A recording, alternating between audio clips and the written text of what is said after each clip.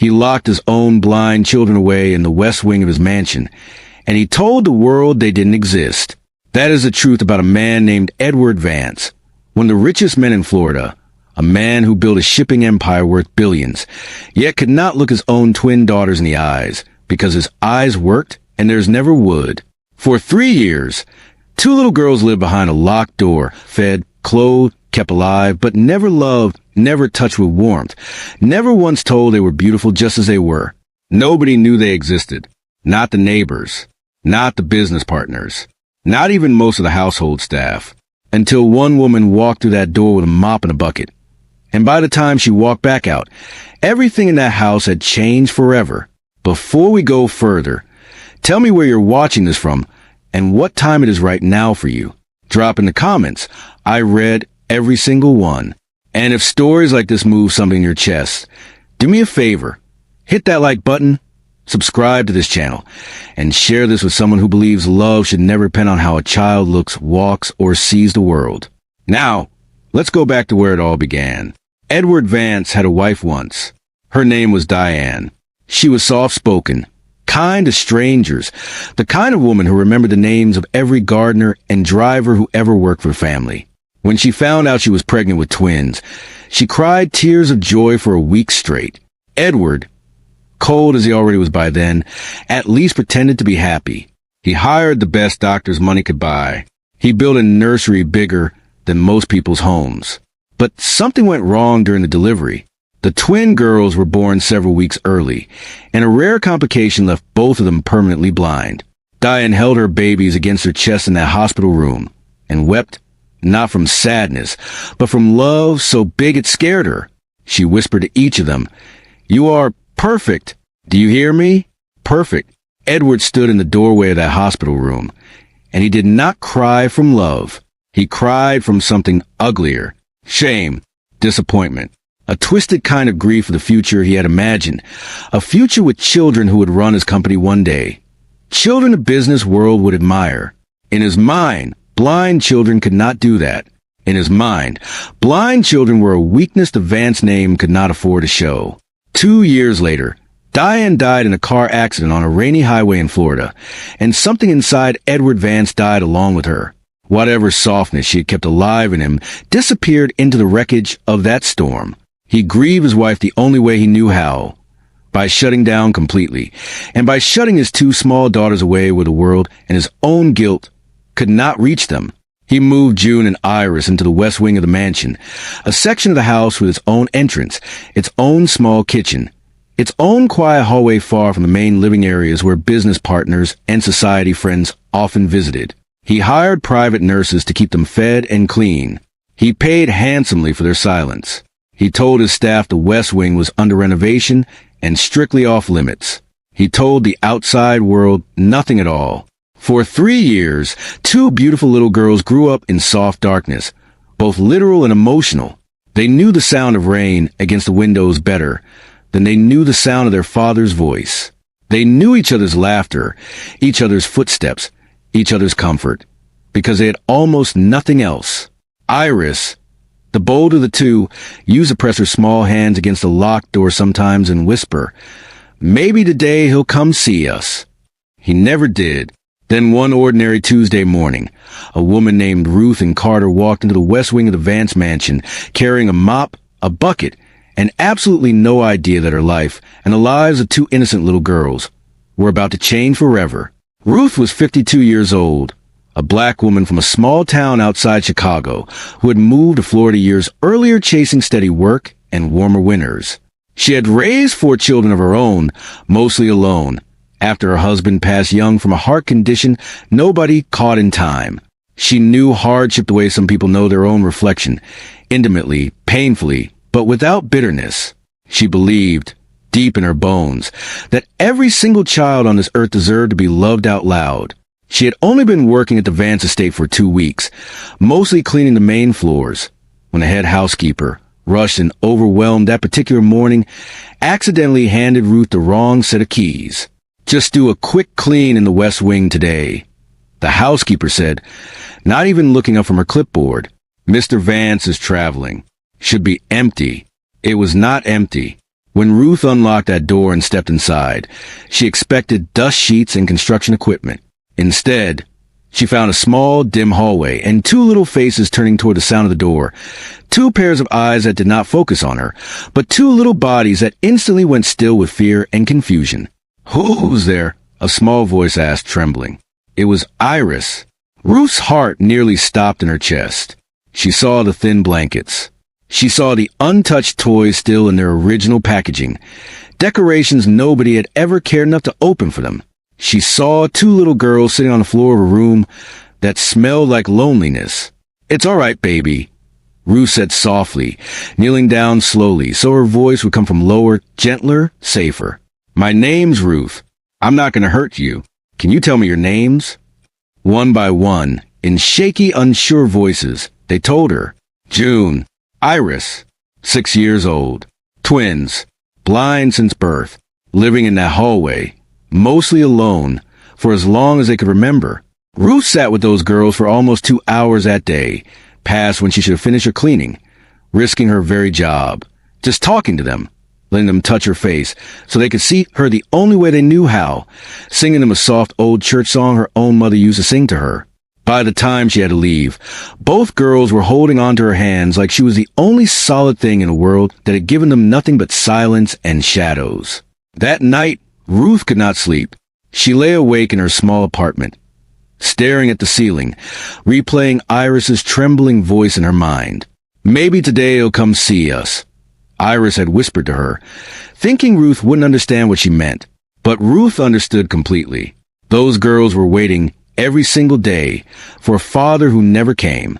Ruth made a decision that night that would put everything she had on the line. She decided she would not stay silent. The next morning, she went back to the West Wing every single chance she got, sneaking extra minutes during her shifts, bringing small things from her own pocket, a soft blanket, a few dollar store toys with different textures they could feel and enjoy, hair ribbons for both of them, a little music box that played a soft tune Iris loved, so much she asked to hear it every single day. For weeks, Ruth became the only warmth those girls had ever consistently known. She taught them how to identify different fabrics by touch. She taught them songs. She described the color of the sky to them using sounds and smells, telling Iris that blue smelled like rain right before it falls, telling June that yellow felt like warm sunlight on your cheeks. Slowly, quietly, those two little girls began to laugh again. Really laugh. The kind of laughter that comes from deep inside a healing heart. But Ruth knew a secret this big could not stay hidden forever. And she was right. One evening, Edward Vance returned from a business trip earlier than expected. He walked toward the West Wing to grab paperwork he had left in a nearby office, and he heard something he had not heard in years echoing softly down that hallway. Children laughing. Real, joyful laughter. He pushed the door open, ready to reprimand whichever staff member had violated his strict instructions, and he froze in the doorway. There was Ruth, sitting cross-legged on the floor, guiding June's small hands over a wooden puzzle piece shaped like a star, while Iris sat close beside them, giggling at something she had just said. "What is this?" Edward's voice cut through the room like a blade. The laughter stopped instantly. Both girls flinched, recognizing that voice immediately, a voice associated with fear rather than comfort. Ruth stood slowly, her heart pounding, but she did not shrink. She looked Edward Vance directly in his eyes, something almost none of the staff ever dared to do, and she said words that would echo through that house for the rest of his life. "This is what it looks like when children are loved, Mr. Vance. Something I don't think you've allowed yourself to know. You have no right," Edward snapped, his voice shaking with a mixture of fury and something else, something buried deep beneath years of guilt. "You don't understand anything about this family." "I understand plenty," Ruth said, her voice steady, unwavering. "I understand, too, baby's been living behind a locked door for 3 years while their daddy pays people good money to keep quiet about it. I understand these girls know the sound of rain better than they know the sound of your voice. That's what I understand, sir." Edward's jaw clenched so tight it looked painful. "You're fired. Get out of my house." "Fine," Ruth said, tears now slipping quietly down her face, though her voice never broke. "Fire me.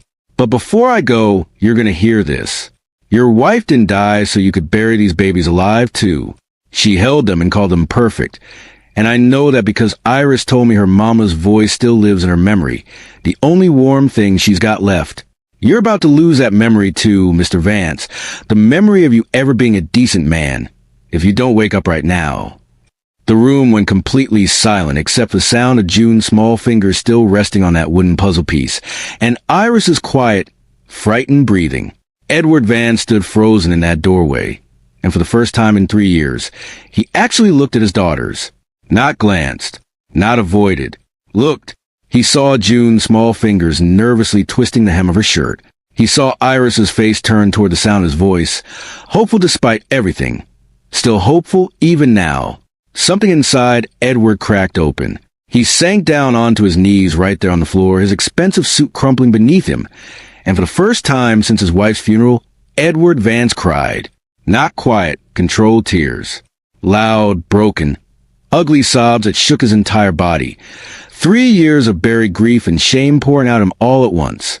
"I'm sorry," he choked out, reaching a trembling hand toward his daughters. "I'm so sorry. Daddy's here. Daddy's so sorry." Iris, cautious but desperate for this moment she had been waiting for her whole life, slowly reached her small hand forward until it found his. June followed a moment later, and for the very first time, both twin girls were being held by their father, really held, while Ruth stood back against the wall, crying silently, watching a broken family take its first fragile step toward healing. You would think this is where the story ends happily. A grateful father, a redeemed man, a maid celebrated as a hero. But real life rarely wraps itself in a neat bow, and this story is no different. Edward Vance did change in many ways. He brought the twins out of that West Wing permanently. He hired specialists, real ones, to help them learn Braille, to help them navigate the world with confidence instead of fear. He canceled business trips to attend their small victories. June's first time reading a Braille book aloud. Iris's first time walking confidently across a room, without needing a hand to guide her, both of them laughing so hard one afternoon at joke Ruth told that they nearly fell out of their chairs. But guilt this heavy does not disappear overnight, and Edward, ashamed of the man he had been, could not face what he had allowed to happen under his own roof for 3 long years. He struggled in silence, drinking most nights, punishing himself in ways nobody could see. 6 months after that night in the West Wing, his heart, weakened by years of stress, grief, and self-destruction, gave out suddenly one evening while he sat reading a story aloud to his daughters for what would be the very last time. He died on the floor of that same West Wing hallway, the very place where he had once locked his children away, the very place where he had finally learned, too late, how to love them. Ruth was there when it happened. She held both girls close as paramedics rushed in, her own tears falling silently as June and Iris clung to each other in confused, frightened silence, unable to see what was happening, but somehow feeling every second of it. At the funeral, held under a gray Florida sky, Ruth stood behind the 2 little girls, her hands resting gently on their small shoulders, the closest thing to a mother they had left in this world. People whispered questions about who this maid was, standing so close to a billionaire's grieving daughters. But Ruth did not care about whispers. She cared about 2 little hands reaching back for hers throughout the entire service. In his will, discovered weeks later, Edward Vance had made one final decision before his heart gave out. He left full guardianship of June and Iris to Ruth and Carter, along with a letter that read simply, "You show my girls what love looks like when I couldn't. Please don't stop." Ruth raised those twins from that day forward, not as a hired maid, but as the mother they never truly had. She never remarried. She poured every remaining year of her life into 2 girls who called her nothing else but Mama Ruth for the rest of their days. They grew up, eventually, into remarkable young women, June becoming a Braille literacy advocate, Iris becoming a singer whose voice moved audiences to tears, still humming the same old church song Ruth once sang to them on that very first afternoon. But even with all that growth, all that love, all that healing, there remained a hollow space neither of them could ever fully fill. A father who woke up too late. A childhood spent locked behind a door instead of held in loving arms. A woman who gave everything to 2 girls who were not hers by blood, yet somehow lost her own health slowly over the years from decades of hard, tireless labor, working herself into exhaustion trying to give them the childhood they had already lost. Ruth passed away quietly 14 years later, surrounded by June and Iris, both fully grown, both successful, both forever marked by the woman who once walked into a locked room carrying nothing but a mop, a bucket, and a heart too big to stay silent. At her funeral, Iris stood at the podium and said the words that closed the story forever in the hearts of everyone who heard them. My father gave us a mansion, but Ruth gave us a home, and I would trade every single room in that house for just one more day hearing her voice. There is no perfect ending here. No fairy tale rescue with everyone living happily ever after untouched by pain. Just love, arriving late, costing everything and still somehow being worth it. There are 3 lessons this story leaves behind. First, love is not measured by money spent, but by presents given. Edward Vance had unlimited wealth, yet his daughter starved silently for the one thing money could never buy, his attention and his affection. Second, sometimes the people the world overlooks, a maid, a stranger, someone with no title or power, are exactly the ones capable of changing everything, simply because they refuse to stay silent when they see a child suffering. Third, guilt left unspoken and unhealed can destroy a person just as surely as any illness. Edward's tragedy was not only what he did to his daughters, but his inability to forgive himself even after he tried to make it right. If this story touched something inside you, if it made your chest tighten or your eyes sting even a little, please like this video, subscribe to this channel, and share it with someone who needs a reminder that every child deserves to be seen, heard, and loved out loud. Tell me in the comments, do you think Edward Vance redeemed himself before it was too late, or did his guilt come for him exactly the way it should have? I read every comment, and I will be waiting for yours. Thank you for watching until the very end. Stay close, because the next story might just break your heart even more than this one did.